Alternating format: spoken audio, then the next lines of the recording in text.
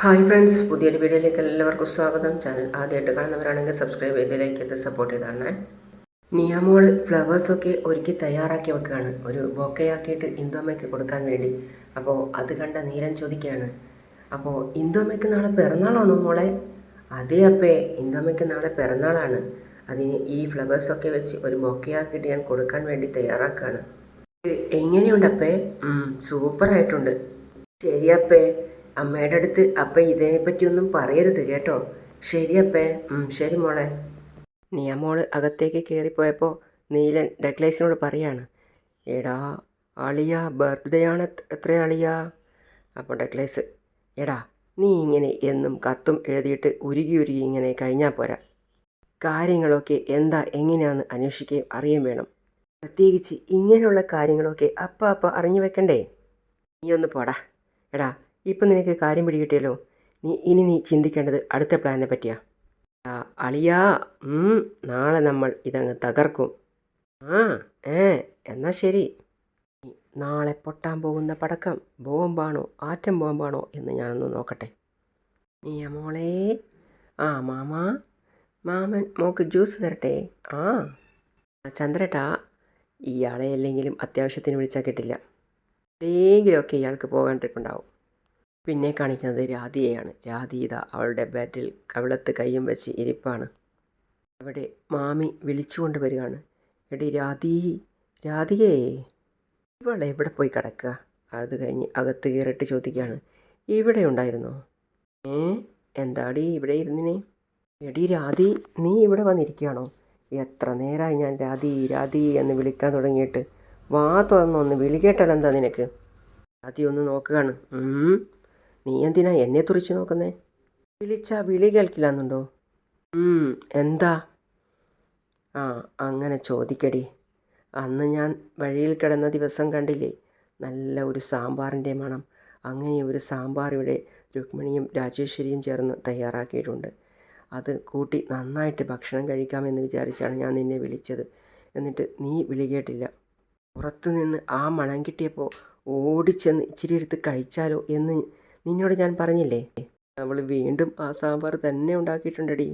അതുകൊണ്ട് നിന്നെ കഴിക്കാൻ വിളിക്കാനാ വീട് മുഴുവൻ തപ്പിയത്. അത് കേട്ട് രാധി പറയാണ്, എന്നിട്ട് നീ ഒരു കുലുക്കും ഇല്ലാണ്ട് ഇവിടെ ഇങ്ങനെ ഇരിക്കുക? മണി 12 വിശക്കുന്നു എന്ന് പറയുന്നവളല്ലേ നീ? എന്നിട്ട് മണി 1 കഴിഞ്ഞിട്ടെന്താ നീ ഒന്നും അനങ്ങാത്തേ? അത്രയ്ക്ക് വിശപ്പില്ലാണ്ടായോ നിനക്ക്? എന്നാൽ എഴുന്നേറ്റ് വാ മോളെ എന്ന് പറഞ്ഞ് അവളുടെ കൈ വലിച്ചു. അപ്പോഴാണ് കവിളത്ത് അടിയുടെ പാട് കാണുന്നത്.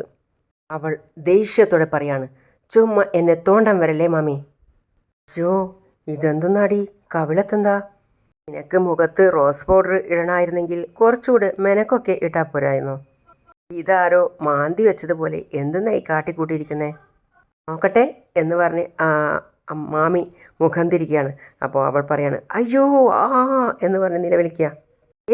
അമ്മേ, വേദനിക്കുന്നു എന്ന് പറഞ്ഞവൾ കരയുക.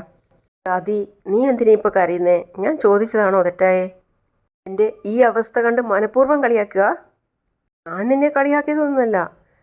കവിളത്ത് തല്ലിയതിൻ്റെ പാട് അവിടെ കരുവാളിച്ച് കിടക്കുന്നത് കണ്ടിട്ട് കളിയാക്കി ചോദിച്ചതല്ലേ? തല്ലിയെന്നോ? ആരാടി നിന്നെ തല്ലിയേ? രാധി, ആരാടി നിന്നെ തല്ലിയേ? വേറെ ആര് തല്ലാനാ? മാമിയുടെ മരുമോള് തന്നെ. ആര്? ആ ഇന്ദുമതിയോ? മമ്മിക്ക് വേറെ മരുമോളുണ്ടോ? ബാക്കിയുള്ളൊരു മരുമോളുടെ പുന്നാരം കിന്നാരം പറയാനല്ലേ നിങ്ങൾക്ക് നേരെയുള്ളൂ. ഏടി, അതവളെ ചുമ്മാ സുഖിപ്പിക്കാൻ വേണ്ടി പറയുന്നതല്ലേ എന്ന് കരുതി നിന്നെ തല്ലാനുള്ള അവകാശമൊന്നും ഞാൻ ആർക്കും കൊടുത്തിട്ടില്ല. ഇപ്പം പറഞ്ഞിട്ട് കാര്യമില്ല, തലയിലെടുത്ത് വെക്കുമ്പോൾ ആലോചിക്കണമായിരുന്നു. മാമി അവളെ സുഖിപ്പിക്കാൻ വേണ്ടി പറഞ്ഞതാണെങ്കിലും അതവളിപ്പോൾ കാര്യമായിട്ടല്ലേ എടുത്തിരിക്കുന്നത്. ഈ വീടിൻ്റെ തലതൊട്ടമ്മയും സർവാധികാരിയും ഒക്കെ അവളല്ലേ ഇപ്പോൾ? തിരിക്കട്ടെ, അവളെന്തിനാ നിന്നെ തല്ലിയേ? അത് അവൾക്ക് പ്രത്യേകിച്ച് കാരണം വേണമെന്നുണ്ടോ? എന്നതിന് മുമ്പ് എന്തിനാ തല്ലുന്നതെന്ന് ആരെങ്കിലും പറയുമോ? മാമി ആ രുക്മിണിയെയും കുടുംബത്തെയും വില വെക്കാതെയല്ലേ എപ്പോഴും സംസാരിക്കാറ്? ആ ദേഷ്യം മനസ്സിൽ വെച്ചോണ്ടായിരിക്കും അവൾ എനിക്കിട്ട് താങ്ങി. അവൾ കഷ്ടപ്പെട്ട് വെച്ച വീട്ടിൽ ഞാൻ കയറി താമസിക്കുന്നതും ഞാൻ നീലേട്ടനെ സ്നേഹിക്കുന്നതും അവൾക്ക് ഇഷ്ടമല്ല. നാളെ നീലേട്ടൻ എന്നെ കല്യാണം കഴിച്ച് സുഖമായിട്ട് ജീവിക്കുന്നത് അവൾക്ക് സഹിക്കുമോ? അതിൻ്റെ ചൊരുക്കെല്ലാം മനസ്സിൽ വെച്ച് എന്നിട്ട് എൻ്റെ അടുത്ത് കൊണ്ടുവന്ന് തീർത്തതാ. ശരിക്കുള്ള കാരണം എന്താണെന്ന് ആർക്കറിയാം? വയ്യാണ്ടായത് ഞാൻ. കുറച്ചു നാൾ കൂടി കഴിഞ്ഞാൽ അവൾ മാമിയെ കൈവെക്കാൻ കൂടി മടിക്കില്ല. അതിനുള്ള തുടക്ക അവൾ എന്നെ ഇന്ന് ഇട്ട് ഇങ്ങനെ അടിച്ചത് എന്നാണ് എൻ്റെ മനസ്സിൽ തോന്നുന്നത്. ഓഹോ, എന്നെ കൈവെക്കാനും മാത്രം ധൈര്യം അവൾക്ക്? എങ്കിലതൊന്ന് എനിക്ക് കാണണമല്ലോ. ഇതൊക്കെ മുളയിലേ നുള്ളിക്കളയണം എടി. എവിടെ അവൾ? ഓ പിന്നെ, എന്നോട് പറഞ്ഞിട്ടല്ലേ അവൾ ഇവിടുന്ന് പോകുന്നത്. സ്വന്തം അമ്മായി അമ്മയെ വില വെക്കാത്തവൾ എനിക്കെന്ത് വില തരാനാ? രാവിലെ തൊട്ട് അവളെ വീട്ടിൽ കാണുന്നില്ല. ഇന്നവൾ വരട്ടെ, രണ്ടിലൊന്ന് അറിഞ്ഞിട്ടേ ഉള്ളൂ ബാക്കി കാര്യം. അവളെയും കാത്ത് മാമിയും രാധിയും അതുപോലെ തന്നെ പായസവും ഇരിക്കുകയാണ്. അപ്പോൾ രാധി മനസ്സിൽ ചിന്തിക്കുകയാണ്, അവളിങ്ങ് വരട്ടെ, അവൾക്കുള്ള കുഴിയും വെട്ടിയിട്ടാണ് മാമി കാത്തിരിക്കുന്നത്. നീ ഇന്ന് ഈ വീട്ടിൽ കാലെടുത്ത് വെച്ചതും മാമി നിന്നെ സമാധിയാക്കും. നിന്നെ കുത്തിന് പിടിച്ച് പുറത്താക്കുന്ന മാമിയെ കാണാനാണ് ഞാനിവിടെ കാത്തിരിക്കുന്നത്. എൻ്റെ കരണം പൊളിച്ചവൾ, വേദനിച്ചിട്ട് വയ്യ. അവർ അവിടെ കാത്തിരിക്കുന്നത് കണ്ടുകൊണ്ടാണ് രാജി വരുന്നത്. രാജി എന്നിട്ട്, എന്താ ഇത്? ചേച്ചി ചേച്ചി ഒന്നിങ്ങോട്ട് വന്നേ. അവൾമാരുടെ മുഖം കണ്ടിട്ട് എന്തോ പന്തികേടുള്ളത് പോലെ തോന്നുന്നല്ലോ. എന്തൊക്കെയോ കരുതിക്കൂട്ടി കാത്തിരിക്കുന്നത് പോലെ. എന്തായാലും എന്താ നടക്കാൻ പോകുന്നതെന്ന് നോക്കട്ടെ. അപ്പോഴേക്കും ഓട്ടോ നിർത്തിയിട്ട് ഇന്ദുവും നീലനും നിയമോളും അങ്ങോട്ടേക്ക് വരിക. ഇന്ദു എന്താ പറഞ്ഞേ? എനിക്ക് ഓട്ടോ ഓടിക്കാൻ അറിയില്ലെന്നോ? ഇപ്പോൾ ഓട്ടോ ഞാൻ എങ്ങനെയാണ് ഓടിച്ചത്? ഓട്ടോ നീലനെ ഓടിച്ച് പഠിപ്പിക്കുകയാണ് ഇന്ദു. അങ്ങനെ രണ്ടുപേരും ഓട്ടോ ഓടിച്ച് നിയമോള് പിന്നിലും ഇരുന്ന് അവർ വന്നു. അവർ അവിടെ എത്തിയപ്പോൾ രണ്ടുപേരും കൂടി തർക്കം ആരംഭിക്കുകയാണ്. അപ്പോൾ നിയമോൾക്ക് കണ്ണ് കാണിച്ചു കൊടുത്ത് ഇന്ദുമതി പറയാണ്, മോള് ഒന്നും പറയണ്ട എന്നുള്ള അർത്ഥത്തിൽ. എന്നിട്ട് ഓട്ടോ നീലൻ ചേട്ടൻ തന്നെയാണ് ഓടിച്ചത്. അപ്പ ഓടിച്ചിട്ടൊന്നുമില്ല. അപ്പ ചുമ്മാ ഇന്ദുമ്മയുടെ അടുത്ത് ഇരുന്നത് മാത്രമേ ഉള്ളൂ. ചുമ്മാ തന്നെയാണ് ഓടിച്ചത്. എൻ്റെ ഇന്ദുമ്മയെ പോലെ ഓടിക്കാൻ അപ്പയ്ക്കൊന്നും അറിയത്തില്ല. അപ്പയ്ക്ക് ഓടിക്കാൻ അറിയാമോളൂ? നീലട്ടൻ തന്നെ ഓടിച്ചത്. അടുത്തിരുന്നേ ഉള്ളൂ. ശരിക്കും നോക്കാത്തത് കൊണ്ടാണ്. ശരിയാ ഇന്ദുമ്മേ, അപ്പോൾ തന്നെയാണ് അപ്പേ ഓടിച്ചേ. ഞാൻ ചുമ്മാ കള്ളം പറഞ്ഞതാ. മോളൂ കൊള്ളാലോ, അമ്മയും മോളും ചേർന്ന് എനിക്കിട്ട് താങ്ങാണല്ലോ. അപ്പോൾ നിയമോൾ പറയാണ്, അപ്പയ്ക്ക് കാര്യം പിടികിട്ടി ഇന്ദുമ്മേ. അത് കേട്ട് ഇന്ദുവിനോടും ചിരിച്ചു. അപ്പോൾ അത് കേട്ട് ഇന്ദുവിനോടും ചിരിച്ചു പോയി. നീലം പറയാണ്, ഇനി ഇവിടെ നിൽക്കണ്ട, അകത്തോട്ട് പോകാം, വാ. പായസം രാധിയോട് പറയാണ്, ദേ വരുന്നുണ്ട്, റെഡിയായി നിന്നോ. നീലൻ പകുതിക്കുന്നേ അമ്മേ എന്ന് വിളിച്ചിട്ടാണ് വരുന്നത്. ഈശ്വത്തോടെ ഇരിക്കുന്ന അമ്മയോട് ചോദിക്കുകയാണ്, അമ്മ കഴിച്ചായിരുന്നോ? ഈശ്വത്തോടെ രുക്മിണി, അവിടെ നിന്നേ. വാസന്തി അത് പറഞ്ഞത് കേട്ടതും വാസന്തിയെ തന്നെ എല്ലാവരും തറപ്പിച്ച് നോക്കുകയാണ്.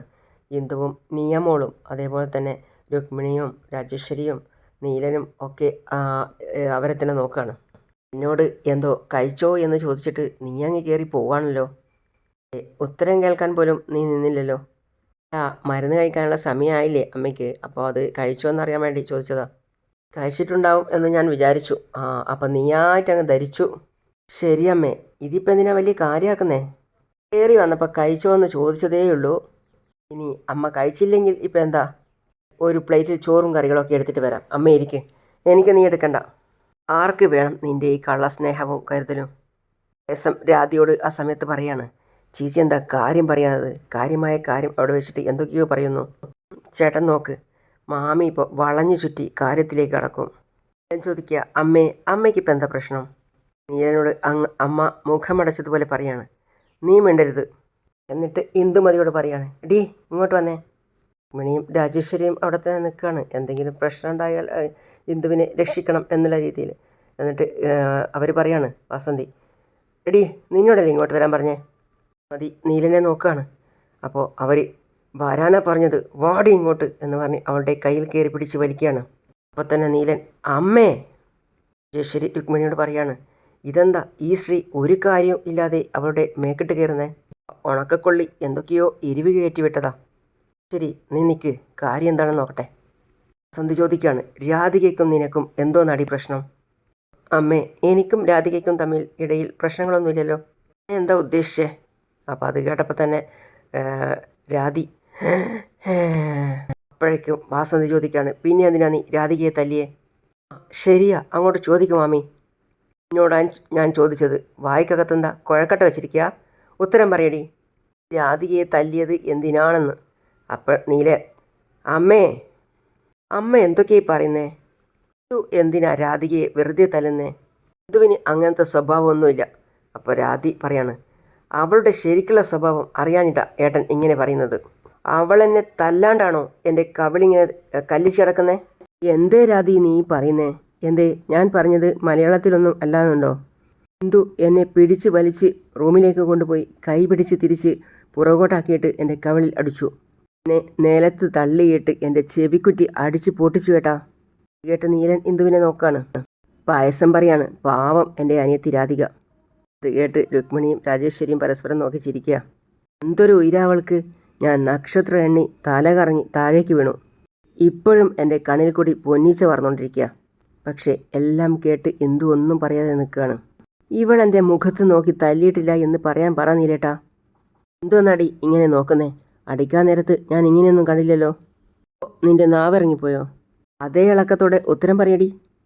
പായസം അപ്പോഴും അവളുടെ കൂടെ നിന്ന് എന്തൊക്കെയോ പറയുന്നുണ്ട്. അത് കണ്ട് അവർ ചിരിക്കുക.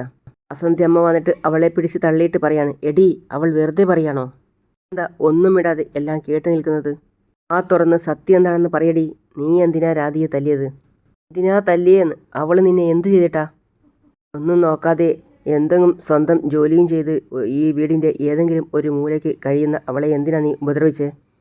അവളെ ഒന്നുകൂടി തള്ളിയിട്ട് വാസന്തി അമ്മ പറയാണ്, ചോദിക്കുന്നത് നിന്നോടല്ലേ, ഉത്തരം പറയടി. അപ്പോൾ അത് കണ്ട നീലൻ, അമ്മേ, കൈയെടുക്കമ്മേ. കൈയെടുക്കാനാ അമ്മയോട് പറഞ്ഞേ. അല്ലെങ്കിൽ തന്നെ അപകടവും പറ്റിയിട്ട് വയ്യാണ്ടിരിക്കുക അവൾ. വയ്യാത്ത കയ്യിൽ പിടിച്ച് വലിക്കുക അമ്മ. പിന്നെ ഞാനൊന്നും ചെയ്തില്ലല്ലോ അവളെ. അമ്മ അവളുടെ മേത്തുനിന്ന് കൈയെടുത്തേ. നോക്കുക അമ്മേ, അമ്മയ്ക്ക് രാധി എത്ര വലുതാണോ അതിനേക്കാൾ എത്രയോ വലുതാണ് എനിക്ക് ഇന്ദു. അത് കേട്ട് രാധി ഞെട്ടുകയാണ്. രാജേശ്വരിക്കും രുക്മിണിക്കും സന്തോഷമായി ആ പറഞ്ഞ വാക്ക്. രാജേശ്വരി പറയാണ്, അമ്മ കൈയെടുക്ക്. വസന്തി പിന്നെ പെട്ടെന്ന് തന്നെ പതിയെ കൈയെടുത്തു. ആ പൊന്നു മോനെ, ഞാൻ നിൻ്റെ ഭാര്യയെ ഒന്നും ചെയ്യുന്നില്ലേ? അവളെന്തിന് എൻ്റെ അനന്തരവളെ തല്ലിയെന്ന് നീ തന്നെ ചോദിച്ചു പറ. പെട്ടെന്നാണ് ഇന്ദുമതി പറയുന്നത്, ഞാൻ അവളെ തല്ലിയിട്ടൊന്നുമില്ല. അത് കേട്ട രാധി, തല്ലിയിട്ടില്ലെന്നോ? സത്യമായിട്ടും ഞാൻ രാധികയെ ഒന്നും ചെയ്തിട്ടില്ലമ്മേ. അമ്മി കള്ളം, ഇവള് കള്ളം പറയാ, കല്ല് വെച്ച നുണ പറയാ. മാമിയാണ് സത്യം, അവൾ എന്നെ തല്ലിയതാ മാമി. തല്ലിയെന്ന് പറയുന്നു, അവൾ ഇല്ലെന്ന് പറയുന്നു. ആരാ ഇവിടെ കള്ളം പറയുന്നേ? അവളാ മാമി കള്ളം പറയുന്നേ. മാമി ഇത് കണ്ടില്ലേ, അവളുടെ കൈയാണ് ഇവിടെ കല്ലിച്ച് കിടക്കുന്നത്. ഈ തെളിവ് പോരെ? ഞാനെന്തിനീ കള്ളം പറയണം? സത്യം പറയടി നീ. എന്തിനാ നീ അവളെ തല്ലിയേ? ഞാൻ സത്യം തന്നെയാ പറയുന്നേ. രാധികയെ ഞാൻ തല്ലിയിട്ടില്ല. അപ്പോൾ അവൾ തന്നെത്താനങ്ങ് തല്ലിയിട്ട് മറ്റുള്ളവരുടെ മുമ്പിൽ നാടകം കളിക്കുകയാണെന്നാണോ? ഇതെന്താണെന്ന് എനിക്കറിയില്ല. എന്താ ആളെ കളിയാക്കാൻ നോക്കുക? അമ്മേ, ഇന്ദു തല്ലിയിട്ടില്ല എന്ന് പറഞ്ഞില്ലേ, പിന്നെ എന്തിനാ അവളോട് ചോദിക്കാൻ നിൽക്കുന്നേ? സത്യം പറ നീ എന്തിനാ അവളെ തല്ലിയേ? അമ്മേ, സത്യം തന്നെ ഞാൻ പറയുന്നത്, ഞാൻ അവളെ തല്ലിയിട്ടില്ല. അപ്പോൾ അവൾ തന്നെത്താൻ തല്ലിയിട്ട് മറ്റുള്ളവരുടെ മുന്നിൽ നാടകം കളിക്കണമെന്നാ? എന്താണെന്ന് എനിക്കറിയില്ല. ആദ്യം അത് കേട്ടതും, നീ എന്താ ആളെ കളിയാക്കാൻ നോക്കുക? ഇന്ദു തല്ലിയിട്ടില്ല എന്ന് പറഞ്ഞില്ലേ, പിന്നെ എന്തിനാ അവളോട് ചോദിക്കാൻ നിൽക്കുന്നേ? എവിടെ ചെന്ന് ആരുടെ കയ്യിൽ നിന്ന് വാങ്ങിച്ചതാണെന്ന് ആർക്കറിയാം? അല്ലെങ്കിൽ അമ്മ പറഞ്ഞതുപോലെ തന്നെത്താൻ തല്ലിയിട്ട് അവൾ ഇന്ദുവിന് കൊട്ടേഷൻ കൊടുക്കുന്നതായിരിക്കും. അവൾ ഇതും ഇതിനപ്പുറം ചെയ്യും. അമ്മേ, മാമി കേട്ടില്ലേ മാമി നീലേട്ടൻ പറയുന്നത്? എന്നെപ്പറ്റി എന്തൊക്കെയാ പറയുന്നേ? എന്നെ തന്നെ എന്തിനു നോവിക്കണം? എടാ, നീ നിൻ്റെ മാമൻ്റെ മോളെ നീ ജനിച്ചപ്പോൾ തൊട്ട് കാണുന്നില്ലേടാ. അവളെങ്ങനെയാണെന്ന് നിനക്കറിഞ്ഞൂടെ? അവളെന്തിനു നിൻ്റെ മുമ്പിൽ നാടകം കളിക്കണം? അവളെപ്പറ്റി നന്നായി അറിയുന്നത് കൊണ്ട് തന്നെയാണ് ഞാൻ പറയുന്നത്. നിലവിളിച്ച് കരയാണ്. അപ്പോൾ വാസന്തി പറയാണ്, എൻ്റെ ദൈവമേ, തലയണ മന്ത്രം എൻ്റെ മോനെ ഇങ്ങനെയൊക്കെ ആക്കി മാറ്റിയില്ലേ. അയ്യോ അമ്മയെ ഒന്നും മതിയാക്കുന്നുണ്ടോ? ഒരെണ്ണവും കൂടി കാട്ടിക്കൂട്ടിയത് എനിക്കറിയില്ലെന്ന് കരുതിയോ? കൊണ്ട് കൂടുതലൊന്നും പറയിപ്പിക്കരുത്. ഇനി ആർക്കും മുഖത്ത് നോക്കാൻ പറ്റാണ്ടാവും. ഞങ്ങളെങ്ങനെ എന്ത് ചെയ്തു എന്നാ? നേരായല്ലോ നീ കുറ്റപ്പെടുത്തൽ തുടങ്ങിയിട്ട്. കാര്യം എന്താണെന്ന് പറയടാ. ഞങ്ങളെന്താ ചെയ്തതെന്ന് ഞങ്ങളും കൂടി അറിയട്ടെ. അപ്പോൾ തന്നെ നീലൻ കയ്യിൽ നിന്ന് ഫോൺ എടുത്ത് കാണിച്ചു കൊടുക്കുകയാണ് അന്നത്തെ വീഡിയോ. ഈ താലി ഇതെന്നെങ്കിലും ഒരിക്കൽ എൻ്റെ നീലേട്ടൻ എൻ്റെ കഴുത്ത് കെട്ടിത്തരും എന്ന് വെച്ചിട്ടാണ് ഞാൻ കാത്തിരിക്കുന്നത്. അന്ന് നീ എന്നോടെന്താ പറഞ്ഞേ? എൻ്റെ വീട്ടുകാർക്ക് വലിയ ഡിമാൻഡായിരുന്നു. അവസാന നിമിഷം വെച്ച് അവർ ഈ പെണ്ണ് കാണാൻ വരാഞ്ഞത് എന്നല്ലേ? അന്ന് നീ പറഞ്ഞത് അത്രയും കളത്തിലായിരുന്നു. നീ പ്ലാൻ ചെയ്ത് ആ കല്യാണം മുടക്കിയതാണെന്ന് ഞാൻ അറിഞ്ഞു രാധികേ. അന്ന് കാണിച്ച വൃത്തികേടിൻ്റെ ഫലം ആ ചെറുക്കൻ്റെ മുന്നിൽ നാണം കെട്ട് തലയും താഴ്ത്തി നിൽക്കേണ്ടി വന്നത് നിൻ്റെ അച്ഛനാ. ദേഷ്യത്തിന് നിന്നെ വിളിച്ചുകൊണ്ടു പോകാൻ വന്ന മാമനെ പെരുവഴിയിൽ നിർത്തി നാട്ടുകാരെല്ലാവരും കണ്ടു നിൽക്കെ ഈ താരിയെടുത്ത് കാണിച്ച് നീലേട്ടനെ കൊണ്ട് ഞാനിത് കെട്ടിക്കും എന്ന് നീ പറഞ്ഞ് വെല്ലുവിളിച്ചു. എന്ത് ധൈര്യത്തിലാണ് നീ അങ്ങനെയൊക്കെ പറഞ്ഞേ? അഭ്യാസങ്ങളൊന്നും ഞാൻ അറിഞ്ഞില്ലെന്ന് കരുതിയോ? വേറൊരുത്തിയുടെ ഭർത്താവിൻ്റെ കൈകൊണ്ട് താലി കെട്ടിക്കാൻ നാട്ടുകാരുടെ മുമ്പിൽ വെല്ലുവിളിച്ചത് എത്ര തരം താഴ്ന്ന പ്രവൃത്തിയാടി. ഇത്രയൊക്കെ നിനക്ക് നാണോ മാനോ ഇല്ലാണ്ടായോ? അങ്ങനെയല്ല നീലേട്ട, മതി, നിർത്ത്. നീ ഇനി ഒരക്ഷരം പറയണ്ട. എത്ര നിസ്സാരമായിട്ടാണ് നീ ഓരോ ജീവിതങ്ങൾ വെച്ച് കളിക്കുന്നേ. ഏത് വകുപ്പിലാ നീ പറയുന്നതൊക്കെ ഞാൻ വിശ്വസിക്കുക? ഞാൻ പറയുന്നത് കേട്ടോ, എൻ്റെ ഇന്ദു നിന്നെ ഒരിക്കലും തല്ലിയിട്ടുണ്ടാവില്ല. നീ ഒരു പക്ഷേ അവളെങ്ങാനും നിന്നെ തല്ലിയിട്ടുണ്ടെങ്കിൽ ഉറപ്പായിട്ടും അതിന് തക്ക കാരണം ഉണ്ടായിരിക്കും. സത്യം പറഞ്ഞാൽ നിൻ്റെ ഈ സ്വഭാവത്തിനുണ്ടല്ലോ ഇന്ദു എന്നേ നിന്നെ പിടിച്ച് പുറത്താക്കേണ്ടതായിരുന്നു. ഇതൊക്കെ പറയുമ്പോൾ ഇന്ദു സന്തോഷത്തോടെ നിലനെ നോക്കുകയാണ്. നിൻ്റെ വിവരക്കേടുകളെല്ലാം സഹിച്ചുകൊണ്ട് നിന്നെ ഇപ്പോഴും ഇവിടെ നിർത്തിയിരിക്കുന്നതാ ഇവള് ചെയ്ത ഏറ്റവും വലിയ തെറ്റ്. സത്യങ്ങളൊക്കെ അറിഞ്ഞപ്പോൾ നിന്നെ ഇവിടുന്ന് പിടിച്ച് പുറത്താക്കാൻ ഞാൻ തീരുമാനിച്ചതാ. മാമനെ ഓർത്താ ഞാനൊന്നും ചെയ്യാണ്ടിരിക്കുന്നത്. കാര്യം പറയാം, നിൻ്റെ ലിമിറ്റ് എന്താണെന്ന് മനസ്സിലാക്കി നല്ല നിലയിൽ ഈ വീട്ടിൽ നിൽക്കാൻ പറ്റുമെങ്കിൽ നിൽക്കാം. ഇങ്ങനെ ഓരോരോ വിവരക്കേട് ഒപ്പിക്കാൻ തുനിഞ്ഞ് നിൽക്കുകയാണെങ്കിൽ എന്നെ വീട്ടിലേക്ക് തന്നെ കൊണ്ടാക്കി തരാം, വാ എന്ന് പറഞ്ഞ അവളുടെ കയ്യിൽ പിടിച്ച് വലിക്കുക. ആ നീലേട്ടാ, വാടി, വരാനല്ലേ പറഞ്ഞേ? വിട് നീലേട്ടാ. എല്ലാവരും കൂടി നിന്ന് എന്നെ കുറ്റം പറഞ്ഞിട്ട് എന്താ കാര്യം? ആരും എന്നെ വിശ്വസിക്കാൻ തയ്യാറല്ല അല്ലേ? അവൾ അതും പറഞ്ഞ് കരഞ്ഞുകൊണ്ട് അകത്തേക്ക് കയറിപ്പോയി. നീലം പറയാണ്, പിന്നെ അമ്മയോടൊരു കാര്യം അവളോട് പറഞ്ഞത് തന്നെയാണ് അമ്മയോടും പറയാനുള്ളത്. അച്ഛനെ പോലും വകവയ്ക്കാതെ അവൾ കാണിക്കുന്ന വിവരക്കേടിന് കൂട്ടുനിന്നാൽ അമ്മയാണെന്ന് പോലും ചിന്തിക്കാതെ എനിക്ക് പെരുമാറേണ്ടി വരും. കരണം പൊളിക്കുകയല്ല, കാൽ രണ്ടും തല്ലിയൊടിക്കലേ അമ്മേ വേണ്ടത്. അവൾ എന്നെ കല്യാണം കഴിക്കണം എന്ന് വിചാരിക്കുന്നത് തന്നെ തെറ്റല്ലേ അമ്മേ? കുഞ്ഞിലെ തൊട്ട് എടുത്തു വളർത്തിയ എന്നെ വലിയേട്ടനെ പോലെ കാണുന്നതിന് പകരം അതിനത്തിന് കൂട്ടുനിന്നാൽ അമ്മയോട് ഞാൻ ക്ഷമിച്ചു എന്ന് വരില്ല. അവളോടും പറഞ്ഞേക്ക്, പായസത്തിനെ നോക്കിയിട്ട് ബാക്കിയുള്ളവരോടും പറഞ്ഞേക്ക്. അത് കേട്ടപ്പോൾ വാസന്തി ഇന്ദുമതിയെ തന്നെ നോക്കുകയാണ്, തറപ്പിച്ച് നോക്കുകയാണ്. ഇന്ദുമതി നോട്ടം കണ്ട് പറയാണ്, നീയാ വാ എന്ന് പറഞ്ഞ് അകത്തേക്ക് കയറി പോവാ. ഇനിയും അമ്മ ഇന്ദുവിനെപ്പറ്റി വല്ല വേണ്ടാധീനവും പറയുന്നതിന് മുമ്പ് എന്നെപ്പറ്റി ആലോചിച്ചാൽ കൊള്ളാം. നിങ്ങളുടെ ഈ വേണ്ടാധീനമൊക്കെ കണ്ട് സഹിച്ച് നിൽക്കുന്നത് കുടുംബത്തിൽ ഓരോ പ്രശ്നങ്ങളൊക്കെ ഉണ്ടാക്കണ്ട എന്ന് കരുതിയാ. പിന്നെ അതിവിടെയുള്ള മറ്റുള്ളവർ കൂടി നോക്കി മനസ്സിലാക്കിയാൽ കൊള്ളാം. ഇന്ദുവിന് എന്ത് പ്രശ്നം വന്നാലും അവളുടെ കൂടെ നിൽക്കാൻ ഇന്ന് ഈ ഞാനുണ്ട്. അത് കേട്ടപ്പോൾ രാജേശ്വരിക്കും രുക്മിണിക്കും സന്തോഷവും സമാധാനവുമായി. അതിനി ആരായാലും ശരി, ഞാൻ ക്ഷമിക്കില്ല. അമ്മയെ നോക്കി കൈ ചൂണ്ടി നീലം പറയാം. പായസം നീലകണ്ഠൻ്റെ ഷോൾഡറിൽ കൈവച്ചുകൊണ്ട് പറയാണ്, വിട് നീലകണ്ഠ. നീലകണ്ഠന് ദേഷ്യം വന്നു. കൈ എടുക്കടോ, എനിക്കുള്ളത് ഞാൻ ഓങ്ങി വെച്ചിട്ടുണ്ട്. അത്രയും പറഞ്ഞ നീലകണ്ഠൻ അവിടെ നിന്നും പോയി. പായസം മാമിയോട് പറയാണ്, ഇവനെന്താ മാമി ഇങ്ങനെ? അത് കേട്ടതും മാമിയുടെ ദേഷ്യം അവൻ്റെ കവിളത്ത് തീർത്തു. ഇതെന്താ എല്ലാവരും എനിക്കിട്ട് താങ്ങുന്നേ? വേണ്ട, ഞാൻ ഇങ്ങോട്ട് പോയിക്കോളാം. അപ്പുറത്തെ ഭാഗത്ത് രുക്മിണിയും രാജേശ്വരിയും നിൽക്കുന്നത് കണ്ട് പായസം ഇപ്പുറത്തെ ഭാഗത്തോട്ടെ പോവുകയാണ്. ഇവിടെയും ആരെങ്കിലും ഉണ്ടോ? ഈശ്വരാ. എല്ലാം കഴിഞ്ഞ് രുക്മിണിയും രാജേശ്വരിയും സന്തോഷത്തോടെ ചിരിക്കുകയാണ്. അപ്പോൾ വാസന്തി അവരെ തന്നെ ശ്രദ്ധിക്കുകയാണ്. ശരി, ഈ കിളവിക്ക് വയറ് നിറച്ച് കൊടുത്തിട്ടുണ്ട്. ശരി, ചിരിക്കല്ലേ, അല്ലെങ്കിൽ തന്നെ അവർ ഭ്രാന്തായിരിക്കുക. നിങ്ങൾ എരുതിയിൽ എണ്ണ ഒഴിച്ചു എന്ന് അവർ തന്നെ പറഞ്ഞുണ്ടാക്കും. അതുപോലെ തന്നെ അവർ പെട്ടെന്ന് പറയാണ്, ഇപ്പം നിങ്ങൾക്ക് വയറ് നിറഞ്ഞു കാണുമല്ലോ. തൃപ്തിയായോന്ന്? അമ്മയുടെ വാലെ തൂങ്ങി നടന്ന ചെക്കനെ തലേണ മന്ത്രം ഓതിക്കൊടുത്ത് നശിപ്പിച്ചു.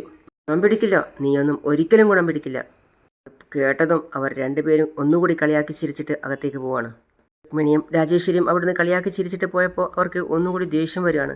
എന്നിട്ട് എന്ത് പറയണമെന്നറിയാതെ അവിടെ നിൽക്കുകയാണ്. അങ്ങനെയാണ് ഇന്നത്തെ ഭാഗം അവസാനിക്കുന്നത്. അടുത്ത പുതിയ വിശേഷമായിട്ട് വീണ്ടും കാണാം. See you all.